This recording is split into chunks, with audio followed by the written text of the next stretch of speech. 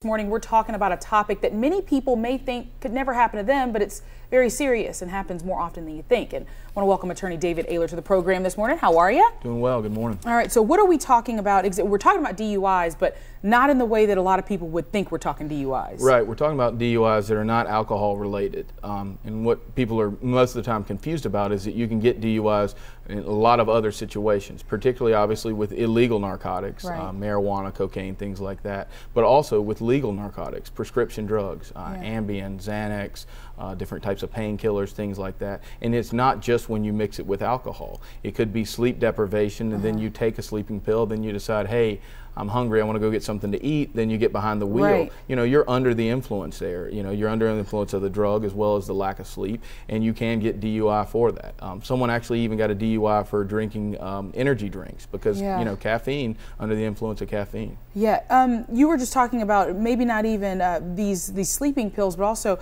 maybe muscle relaxers. Maybe you just have back pain, chronic back pain, or issues just within your body, so you take these medications and you don't think about it. And then your kids are like, we're starving, what are we going to eat for dinner? And then everybody jumps in the car not thinking about it. Absolutely. Or you forget something, you got to go pick something up, or you know, you need to run a quick errand. Or sometimes obviously when people get sick, they might be on a number of medications, and I actually had know someone this happened to, and you get cabin fever. You know, you've been at home for 6 days, you just want to get out of the house. And when you get out of the house and you're there by yourself, everybody else is at work or at school, you get behind the wheel, you're under those kind of pills, you know, it can be bad. Worst case scenario, this happens to you, David, I mean, you could be in a lot of trouble. This is the same thing as alcohol. It's no different than going out to a local bar and drinking, you know, too many drinks and getting behind the wheel. Exactly the same. So what do you suggest? I mean, the simple thing is don't do it.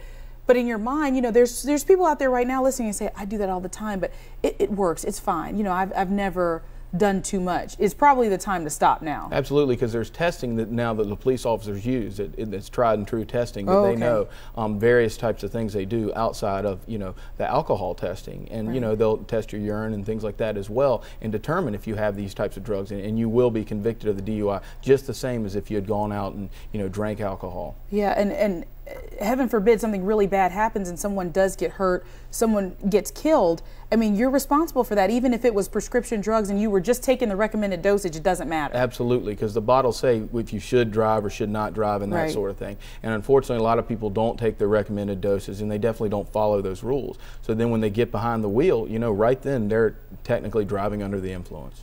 Well, there you go. Well, I just want to know, because I'm curious, what is your resolution for 2012? My resolution for 2012? Did you like everything you did in 2011? So you're good. I would say take my dog out on more walks. We're back in a moment with more Low Country Live. Stay with us.